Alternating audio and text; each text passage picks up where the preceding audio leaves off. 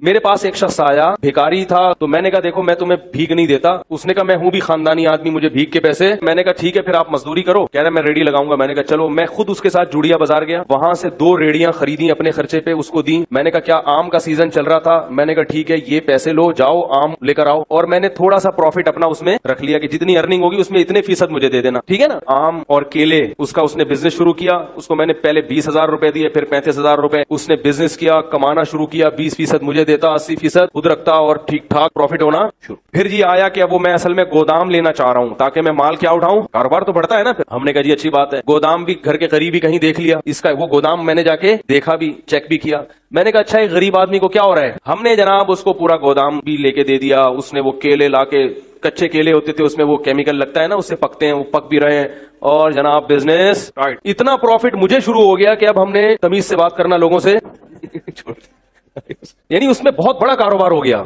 गोदाम के गोदाम भर गए भाई, नवाब शाह से डायरेक्ट जमीनों से माल उठ रहा है। और वो बंदा भी फेक नहीं, बिल्कुल नजर आ रहा है भाई, रेडी लगाता हुआ। प्याज, आलू प्याज भी बेचे उसने। फिर उसने अपने बेटे को भी मिला लिया, मुलाजमीन भी हो गए, वो दे मार 4.5, क्योंकि मेहनत बहुत कर रहा था। वो नजर ऐसा आ रहा था, कर रहा था नहीं कर रहा था, ये तो अभी आपको आगे बताता हूं। तो बिल आखिर एक्सपोर्ट की बात शुरू हो और उसको दे दिए हमने पैसे, और कारोबार नजर आ रहा है। आलू प्याज टमाटर भी बिकते हुए नजर आ रहे हैं। गोदाम से मंडी भी जाके मैंने देखा, वहां भी बाकायदा उसकी एक शॉप है जहां से वो सारा बिजनेस हो रहा है। एक दिन वो मेरे पास आया, कहने लगा कि मौली साहब मैं तो जा रहा हूं सफर पे 10-15 दिन के लिए, तो माल उतारना है मंडी से, इतने पैसे मुझे चाहिए और ये पैसे कल ही मैं आपको रिटर्न कर दूंगा और मुझे जनाब पहुंचना है। तो मैंने दे दिए उसको। मैंने कहा यार ये मेरे हज के पैसे हैं, जो हज की दरख्वास्त में देने वाला था, ये लेके कहीं ऐसा ना कह रहा है यार मुसलमान किसी के हज के पैसे खाएगा। हमने ऐसे ऐसे हराम खोर दुनिया में देखे हैं कि आपको हम क्या बताएं। तो हमने वो उसको दे दी। हमने कहा चलो कल मंडी में मिल ही जाएंगे। उस बंदे ने रात को महल्ले वालों की जितनी जेबें नचोड़ सकता था सबकी जेबें नचोड़ी। दुकान से जो जनरल स्टोर था उससे 2-3 महीने का राशन उठाया। उसने कहा पड़ोसी ये कल दे देगा पैसे। किसी से चलते हुए किसी से अगर उम्मीद थी ना 50 रुपए मिल जाएंगे उधार, तो उससे 50 रुपए भी लिए, किसी से 500 लिए, किसी के 1 लाख,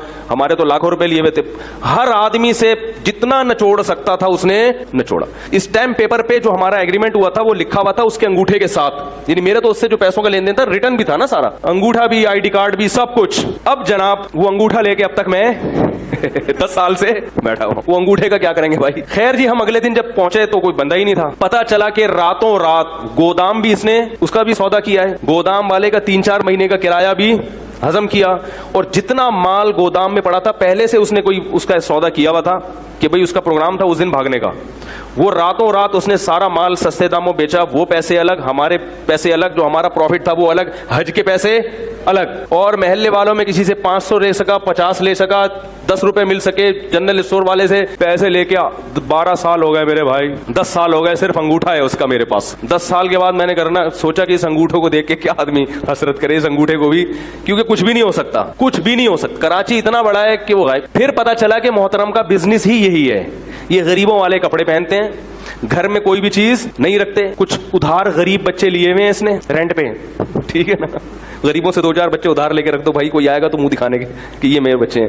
इस तरह का पता नहीं, हो सकता है अपने ही बच्चे हो, वल्लाहु आलम। तो उनका कई सालों से यही कारोबार। क्या हुआ कि हमने उसको तलाश किया, नहीं मिला, गायब हो गया। हमने कहा चलो भाई जो चीज किस्मत में नहीं थी वो